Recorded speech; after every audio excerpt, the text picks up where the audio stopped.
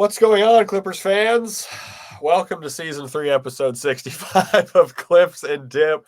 I am Chuck Mockler, joined by Adam Osden. William Updike is unavoidably detained, as you can tell from the thumbnail. We are one of your favorite Clippers pods. Hopefully, if you're new to us in the playoffs, thank you. It's always good to have new people listen to the show. If you want to subscribe so you can get alerted when we do some happy hour hangs and stuff, check us out at youtube.com/@ClippersPodcast, or just listen to us anywhere you listen to pods. Feeling weird today. We're going to talk about what the Clippers need to do in Game 5 in Denver. We're going to talk about, I don't know. Adam, how are you feeling the day after that particular ending? I got to be honest, I was feeling even worse this morning until I saw the Lakers lose. Now I feel better. It could be worse. You could be down 3-1. Really, they could be. Yeah. If it wasn't for Kawhi in Game 2, they could easily be down 3-1. They could also easily be up 3-1. So it is, I don't know. The one thought that kept ruminating for me was, do we have enough of a sense of urgency in this series for like the requisite amount of urgency for a playoff series? Because I think about Game 1, and we got 3 minutes in that game where neither Kawhi or James Harden were on the floor. Yeah. It's a playoff game. And then the end of Game 4, not having rebounders out there, I look at that as much of an obvious move as if somebody is at the free throw line and you need to get a board late, or they're intentionally going to miss a free throw, you sub in the rebounders. Because it could have been, I think, even worse than what happened last night. Just the game in general? The final play. Huh. Because you can look at that and say, well, it's worse because it's so fluky and such a rare thing and it's never happened before. I understand that. But what if they just ran a set play? They just smoked us, yeah. What if they just ISO'd against Bogey or against Norm or against James Harden, and it wasn't Nikola Jokic settling for that shot, and they actually ran something, and Right. you just had the guys out there that had no business defending in a situation like that, and they won on like a fadeaway from Jamal Murray over Bogey or something. Like, you'd feel miserable. Like, we obviously didn't have the right personnel. I think it's the same thing. They didn't have the right personnel. It just, the way it happened was so lucky and fortunate for them. It's As you don't overshadowing. think about the fact that, what if they just ran offense instead of Jokic throwing up that wild shot, and your guys are getting taken off the dribble because you don't have the right defenders out there to match up? What if they go at, Kawhi's on Jamal Murray late in the game, and he gets the switch onto Bogey or Harden or Norman Powell, goes by him and gets a bucket? Like, what if that had happened? Yeah, the randomness of the oop. It's not an oop. It's not a putback. Airball dunk is overshadowing kind of who was on the floor, right? Like in the grand. Like, I know it's hard to not. We got to move on, which is difficult, but it was such an absurd ending, and it's tough knowing that there's a switch that could have been made that would have made that a lot more difficult of an outcome. An already difficult outcome to be had, even more difficult with just one switch And after the timeout. Obviously, you're down 22. There were some other issues that I don't even think that's when they lost the game. But, okay, now you have it in this situation. How do you optimize it to come out of this getting into overtime? Right. Are you prepared for everything that they could run against you if you have Bogey, Norm, and James Harden out there? I just don't think that's the case. I would tend to agree with you, and I think most Clippers fans would agree with you. There was no question about it post-game, which, again, I think there would have been a question about it had they just run a regular play. Because then you say, oh, wait a minute, why was, you know what I mean? Then it's, oh, why did they make it so Norm could get switched on to, as opposed to how crazy was that last second alley-oop, missed dunk, put back. And you have to be prepared for them to run a regular Right. play, and they weren't. It turned out to be something totally They got the wild and Clippers got zany. what they wanted. The Clippers got with that lineup on the floor. That's what they wanted. He airballed the shot. There's a half second after that, of course. They guessed, I guess, that Jokic was just going to go straight hero ball and dribble the clock out instead of running something, but there's no downside to With having making other that guys switch. in that situation. Yeah. But again, they've lost the game in the third quarter or in the first half. We can move on. I don't know. What do you want to do, Chuck? I tried to move on today. I went and played some baseball. Then I went to a Thai New Year fest, which was a good time. And then I realized that we had to sit down and talk about this. I'm choosing to focus on wondering if MPJ is going to play in Game 5 because of the bench thing. And I'm not saying this I'm advocating for him to not play, but I am curious if they're going to make that ruling. Because he left the bench. There's footage of it. They were asked him about it in the post game. Like, it's like almost a tongue-in-cheek thing now. I'm wondering how strict they are with the rules on that, right? Because he might not play. And I don't even think that's a homerish thing to say. Just the rules people have been kind of crazy this year. The past history regarding this is a mixed bag. It's arbitrary. Sometimes they go with it, sometimes they don't. I don't know if things are different in the Adam Silver commissioner era with this rule versus David Stern being hardline with it and obviously affecting a huge series in 2007 between the Spurs and the Suns with Boris Diaw and Amari Stoudemire just getting up out of their seat and walking 10 feet. Yeah. Michael Porter Jr. is much further than that. He is in the paint. Yeah, he's on the court. Like, it's not an arbitrary, like, 1 foot on the court, 1 foot still on the bench paint. Like, no, he's the on the same court. Marco Polo thing. Like, if you're going off the rule, he should be suspended. But they haven't always done that. So they put themselves in this position where they're going to be criticized either way. Absolutely. He gets suspended. People are going to say, why would you do this in a playoff series? Even if they look at the rule, then they'll point to other instances where they didn't suspend people. Right. He doesn't get suspended. They're going to say, why have the rule then in the first place if you're not going to uphold it? Like, enforce it or don't have it. They need to amend it or get rid of it or something because it's been a problem for a while. I wonder if this is finally the time that there is a change because there are a lot of eyeballs watching to see what happens. Yeah, and I'm assuming we'll hear about, it's 5:15. This will come out at 7 p.m. I'm assuming we'll hear about it tomorrow. I don't think we'll hear about it day of the game. That would seem a little crazy. Yeah. What's going to change on the tape? Like, what? Right. How difficult is this to review? Yeah, they're going frame by frame. So looking ahead to Game 5, for those of you that missed it, the series is now tied 2-2. What can be fixed from Game 4 to Game 5 to make life easier for the Clippers offensively? Other than, like, locking in more. Yeah, obviously urgency and intensity are kind of intangible things, but take away the random basketball. I think they got impatient with their offense at times. They wouldn't wait for things to develop and open up for them when they're going to against Denver's defense. If you stick with high pick and roll, which is pretty much all they were running at the end of this game and creating all these advantages. And by the way, the amount of juice and pop that James Harden and Kawhi Leonard had in the fourth quarter. Yeah. There's just where was it? Did they wake up because that's the normal time for a game around there? I told you 3 p.m. is the weirdest time for a game.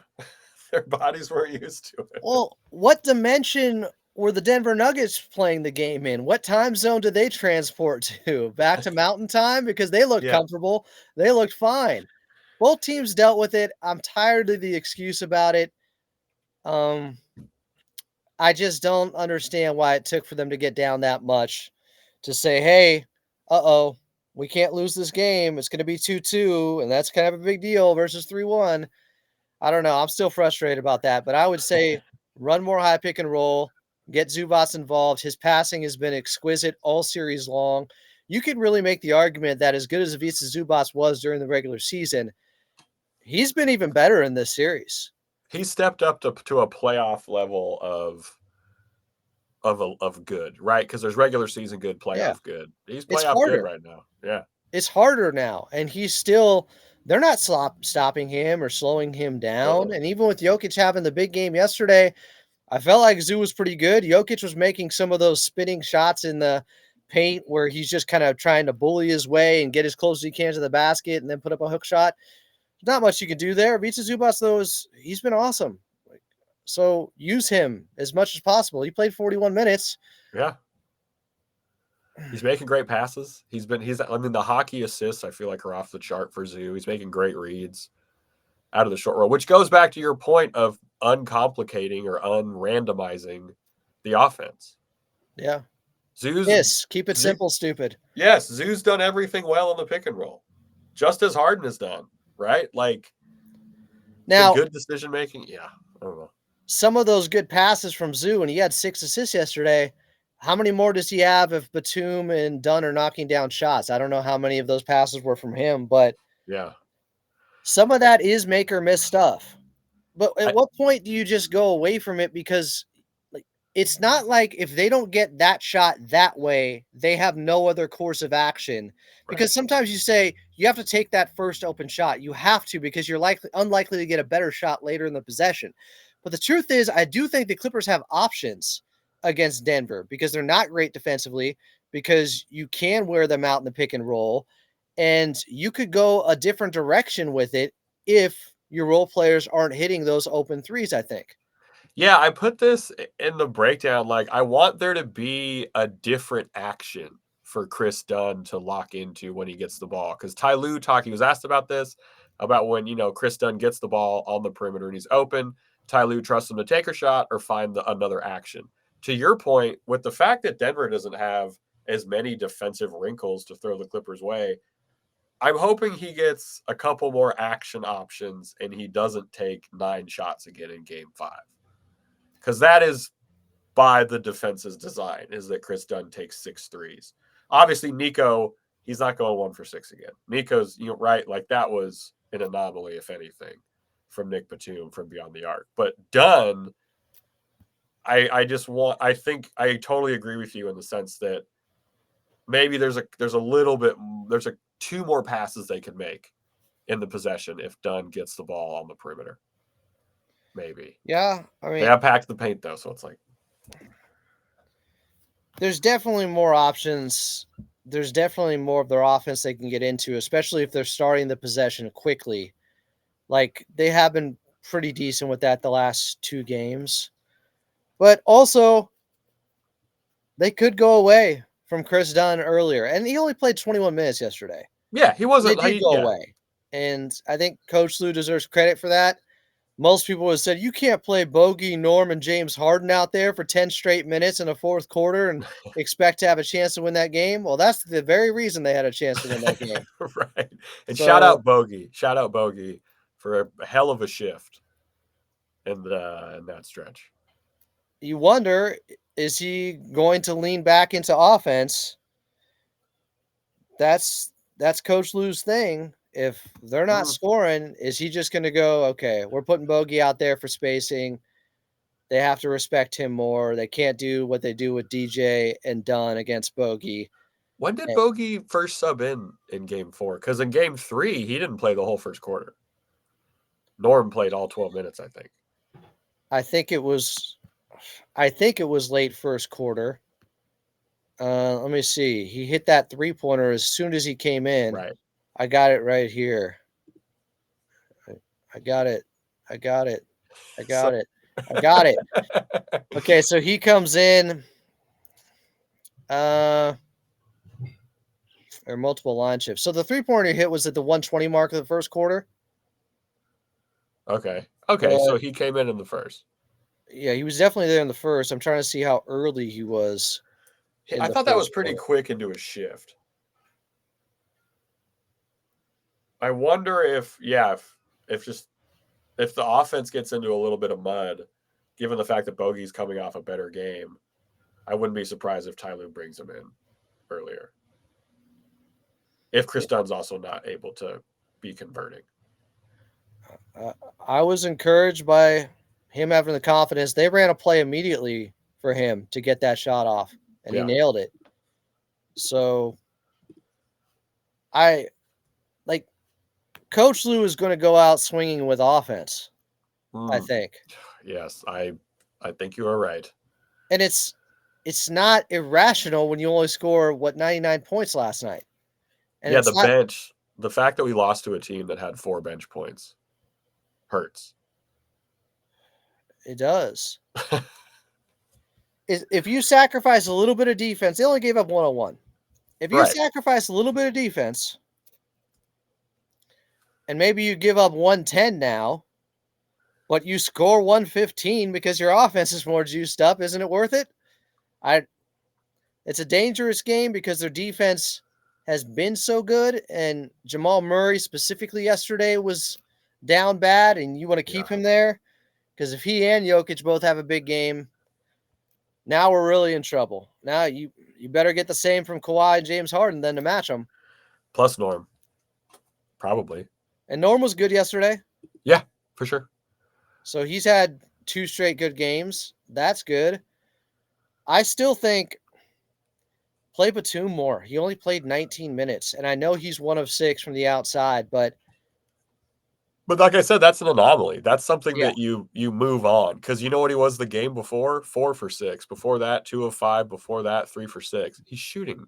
Like Carlos said the last 22 games, he's at 55% from 3. Right. And it makes, and you're not, it's obviously, yeah. Defense. I would go out swinging also with Nico. If I'm going down, I'm playing Nico 30 minutes in game 5. Absolutely. That's probably what I'm doing. Because they also, we'll get into this more just in the next segment. There's also like the Clippers need to win this in 6, I think. I don't think that's too hot of a take, but defensively, this is something I noticed from reading Nekias Duncan's tweets. This was a great thing. He pointed out the Nuggets put Harden into action in game 4 as the off-ball screeners defender, a season high. So they ran 16 screens with Aaron Gordon when Harden was his defender. They ran that 16 times, which is the most that James Harden has been put into action in that position all season for him. Which is that there's a clear, like, it seems like we're going to see more of that in game 5. My thing is, it's smart on their part, and he looked fatigued, but he looked fatigued the first quarter. He looked, as soon as, the tip. And he was at his highest level of energy in the fourth quarter. I don't know. The lack of aggressiveness. How much did Bogey being out there open up the spacing in the fourth quarter for those driving lanes with Kawhi and James Harden? How much did that help? I'm sure that's the reasoning behind it. And if Coach Lue sees that on tape and it helps their stars get going easier, he's going to go back to it quick. I think so. Do you think the Clippers, speaking of going back to something before we get into the more existential must-dos for the Clippers after this break, do you think we see the zone earlier? It was wacky. I'm upset that they played that card in a loss. Yeah, I like that. I don't like it, but I like, it's a good point. Why didn't you play it a little bit earlier? We're talking, they play it midway through the third quarter, and maybe it's a different outcome because it was so effective against Denver. But now, you also don't know how effective it's going to be, I guess, right? Like, you don't. It's true. It's a desperation type of move. Junk up the game, switch it up.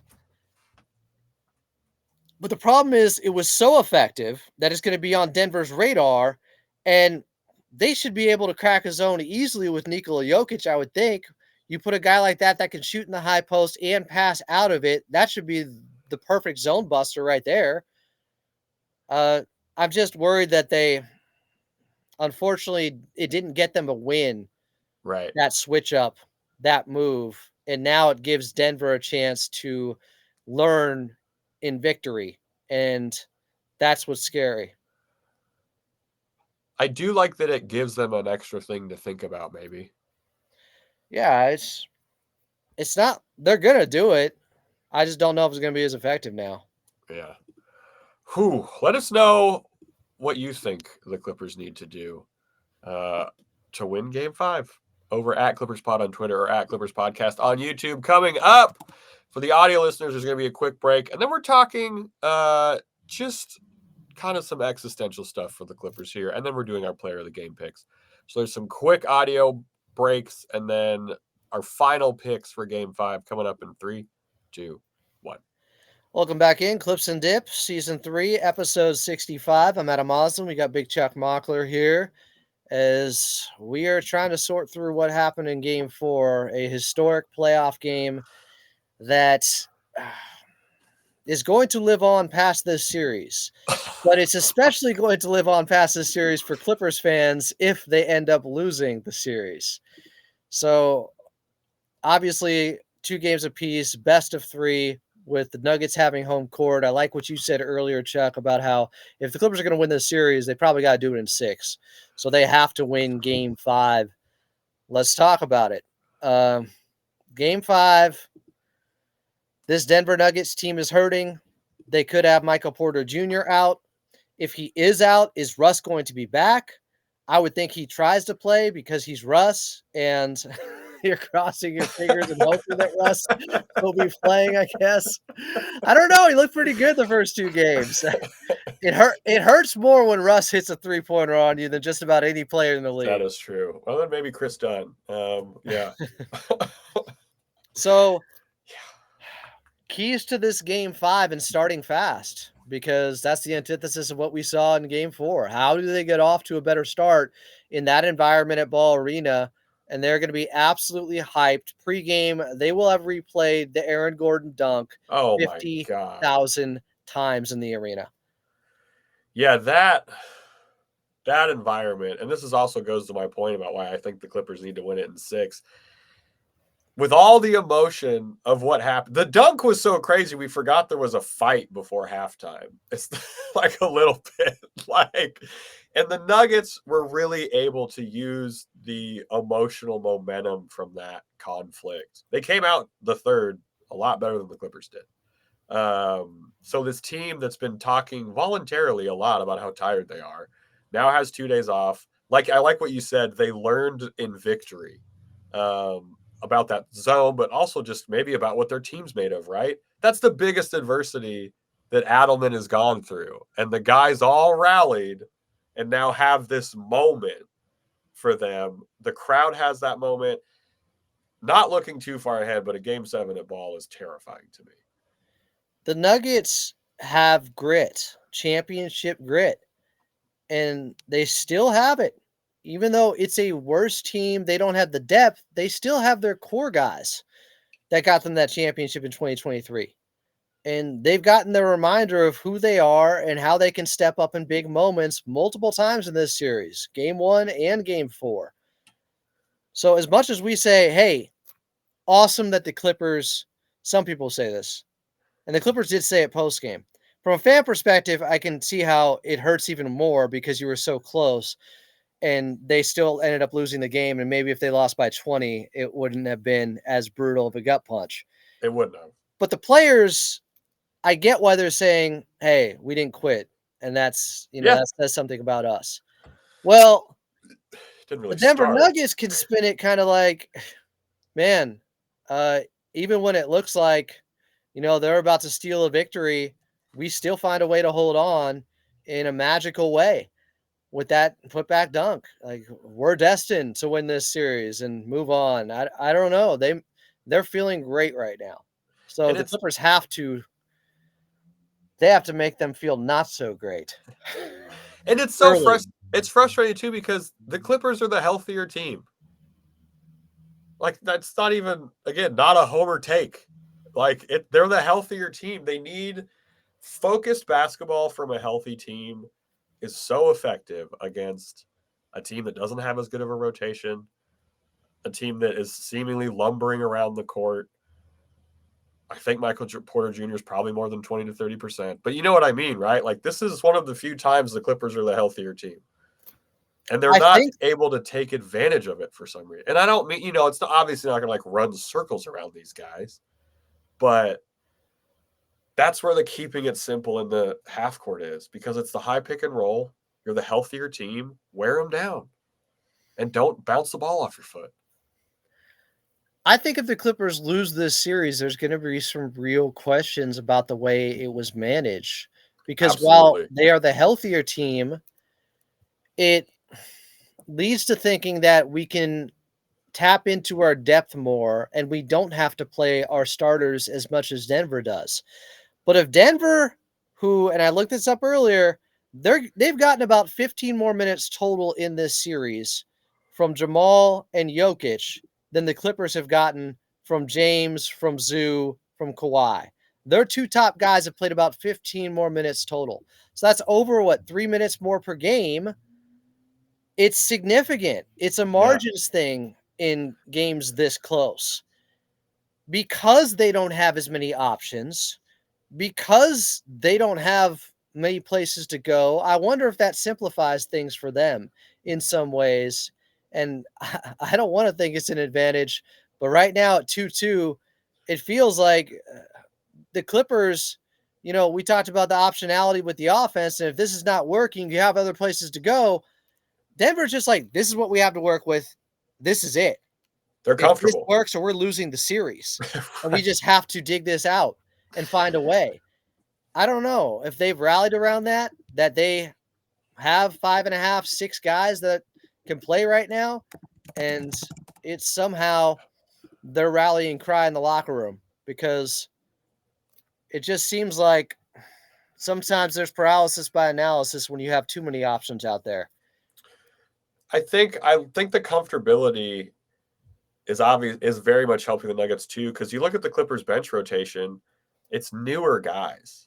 They redid the bench rotation. This isn't an excuse. I think Robert Flom pointed this out on Twitter. Like, it's an inexperienced bench for the Clippers in terms of very meaningful minutes, right? So like, Simmons has been good, but we're still, DJ didn't have the best game. I mean, obviously when the bench scores, the bench scored 7 points for the Clippers, 5. I think most of them were from Batum. Like, one thing I guess is like everyone went cold, right? Like, the process wasn't bad for the Clippers. I mean, it was at points, but overall, like, the shots they missed were open shots, playoff quote unquote open looks. Like, they all kind of hit bottom at the same time. But we said throughout the regular season, what happens with a guy like Chris Dunn in a playoff series if they're just leaving him wide open and he's missing? And therefore they can pack the paint more and they can take away driving lanes and Kawhi and James Harden especially. How do you overcome that? And can you just completely go away from him? They didn't do that in game 4. They didn't completely go away from him. They did in the 4th when they made their comeback. Yeah. It's just we saw this coming. We knew it was going to happen at some point in this series. Chris Dunn is the type of shooter that's going to have a game like he did in game 4. Of course he will. So what do you do? How do you find another way to beat him? I don't know. Maybe it's just a shorter leash from here on out. If there's any signs he misses his first 2, that's it. Also, I think he doesn't get 9 shots if Harden's more decisive. Like, I don't think he gets 9 attempts at the basket if Harden takes a little bit more responsibility early in the game. Kawhi took his shots. We talked about this post game, which was a nice therapeutic session. Kawhi took his shots, whereas Harden didn't assert himself as much. Kawhi was looking for the whistle a little bit too, but they got a bad whistle. They did at home. Absolutely. Kawhi, especially with those 2 fouls on Aaron Gordon in the second quarter. Zoo had some no calls as always, but for him, there's no whistle, there's no officiating or defense to me that can justify James Harden taking 4 shots and a half in a playoff game. Agreed. It's Paul George numbers. That first half, I love people are Harden. saying, "No, they're doubling him harder." Like it's like they've been doubling him. Right. Do you It's know not what he does? new. I, step back threes can still work against a double.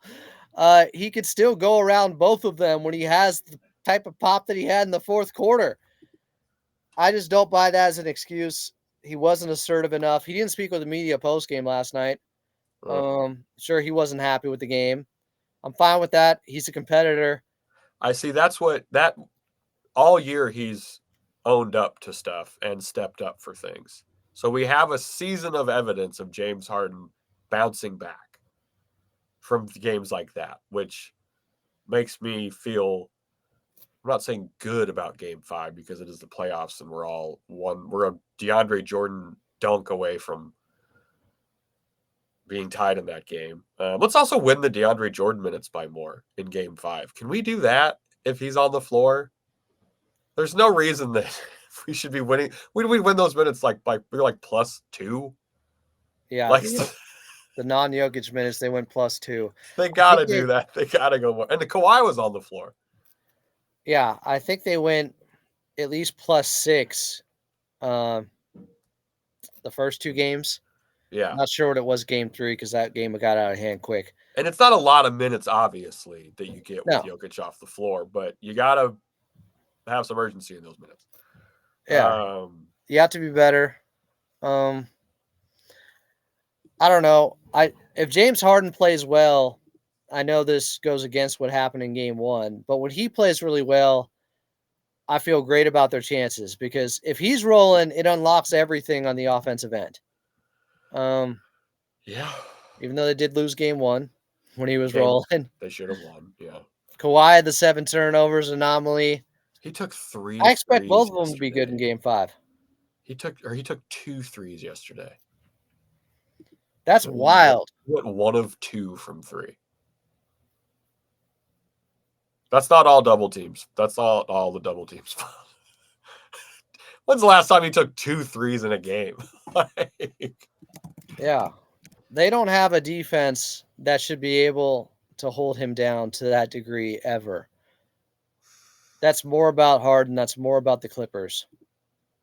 But if a lot of those shots are being funneled elsewhere, going to Chris Dunn, going to Nico, going to DJ, and they're not hitting, it's like, well, that's why superstars have to put it into their own hands. They have to take the game into their own hands. When Jokic is going for 16 points in the third quarter and Harden and Kawhi combined for 7, that's a recipe for disaster. One of them has to get it going, has to force the issue sometimes.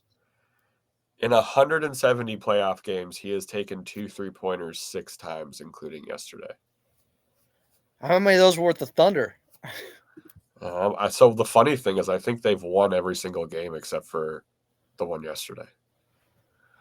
Philly. Damn. Harden was on his light years. Yeah. Philly in 2023, and then Thunder 2012, Thunder 2012, Thunder 2012, Thunder 2012. So it's really 2 games since he became James Harden. Yeah. And he's 1-1. Yeah. And 170 playoff games. But the other thing is the Clippers, they don't take a lot of threes already. He's a huge part right. of their 3-point shooting. He takes like a third of our threes almost. Like he's like a third of their attempts. Yeah. So he should shoot more threes. Hot take. James Harden shoot more than 2 threes. I'm worried before we get to player of the game picks, the whistle is going to be interesting in this one because the refs have to make some kind of ref statement of control after what happened. Yeah, you hope they don't try to clean it up to the point where it's such a tight whistle. Exactly. And now for both teams, and I think this goes for just the whole game as well, like because it could really get weird. Oh yeah, you just don't want. First of all, the playoffs in general have been very physical, just like they were last year. I remember the first 2 games against Dallas. I was like, "Holy shit, they're letting them play." Sue was getting the shit slapped out of him. Like it's playoff basketball, so I sympathize with Detroit fans today because it's like, dude, just call it consistently. Just keep it consistent. That's obviously a foul in the first quarter. It would have been a foul in that 3-pointer by Tim Hardaway Jr. early in the fourth quarter. But they want to swallow the whistle because they think, oh, we don't want to affect the game. If you don't call obvious fouls, you are affecting the game. If you don't call the same way that you did in the first quarter, you're already affecting the game. Let them play like they have. If you have to give out technicals, if you have to call them naughty boys or whatever for misbehaving out there a little bit because it gets too physical, that's fine. Yeah. That's fine. The likelihood that anything severe happens in a playoff game between guys that don't want to fight in the first place, it's all good. Don't overreact to one little incident at the end of game 2, which was much ado about nothing. Yeah. Okay, now for the most important part of the episode, our player of the game picks. If you're new to the show, the rules which we have instilled upon ourselves for really no reason other than pride, I think, is that we are not allowed to pick Kawhi Leonard, James Harden, Norm Powell, or Ivica Zubac as the player of the game. Because obviously, if one or two of them have a good game, the Clippers are probably going to win the game. And that is too easy. Will is not here. Who do we think Will's picking? KPJ. Yep. His tried and true KPJ. We used to do that to him. I think he took Bogey last time, right? I took Bogey, I think. Good call. You got him the time before. Okay. We'll give him Bogey this time then. Unless you want Bogey. I gotta go back-to-back bogeys. I'm going with a specific thing I want to see from this player too. Nico Batum, 30 minutes is my call. Hell yeah. He gets 30 minutes. Balls out. He will take it to heart going 1 of 6. Yeah. But he's too good of a player. He won his minutes last night, I believe. Nico was a plus out there, as he almost always is. Quite literally. It's always good to go with more minutes from Batum. It's rarely ever hurts you. Even a game he was 1 of 6, I think he was a plus. If that's the case, then he was -6. Fuck me. Bogey was +22 though, so you got that one right. I mean, yeah, he was out there in the fourth, and they made their big run. He was a part of it. I'm still going Nico Batum. 30 minutes, 30-minute minimum, 29.5 at least. I'm going Derek Jones Jr. He had a really quiet and not incredibly good game 4, and I would like for him to be put in a position to get transition buckets, because the Clippers need some easier buckets right now, because the offense is oscillating between what we saw earlier in the season, not like what we saw at the end of the season. Yeah, he's missed a couple gimmies too in this series. He's missed some threes. I don't like that. Yeah, he did have a bad series against Dallas in the finals. That was his last run in the playoffs. It was a good run overall, but his last series against Boston, he wasn't great with his shooting. Yeah. But I'd say he's been solid so far. He hasn't been bad. No, but just a little more. He only played 15 minutes, but we'll see. And then I think, let's give Will go Chris Dunn. I like it. He would go Chris Dunn. He would go Chris Dunn. That's so Will. That's so Will. All right, we're going to be doing a post-game. You know that Adam will be live over at Clippers Talk. We're going to be doing a post-game live after Game 5. Probably just a quick stream hang before Game 6, because now there's no more 2 days off in between games. Reviews and subscribes really help us out. If you're new, again, thank you for hanging out. We try and make it so you can talk about the Clippers at a party when someone corners you and asks you how the season is going. So we hope you're all doing good. Hope everyone had a good day and decompressed a little bit. I did. It was nice. Forgot about it for a couple hours. And now I'm right back to thinking it and replaying it in my head over and over. Adam, one positive thing to send these Clippers folks before what will no doubt be a very stressful Game 5. And it's always let's go Clips. We said it last night, but they lost Game 1. They won the next 2. They lose Game 4. Respond. Win the next 2. Survive. Because, They probably need to win this one in 6. I don't want to see a game 7 in Denver. If you're going to win No. this series, 6 is the best path, in my opinion. Come on. Big victory in game 5. Big bounce back. Harden, Kawhi. I believe. I do. I believe they're going to show up. Last time Kawhi was in Denver, did you see what he did? We have the plan. We have the blueprints. Okay. We hope everyone has a great week. We'll be back with y'all after the game on Tuesday. And as always, let's go Clips.